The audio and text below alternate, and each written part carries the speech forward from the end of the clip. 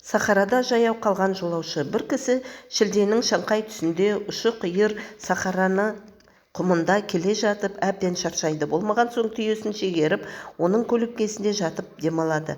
Оянып қараса, қасында түйесі жоқ. Түйемен бірге алып шыққан суы да кетті. Енді мынандай күннің ыстығында тірі қалудан үмітін үзеді.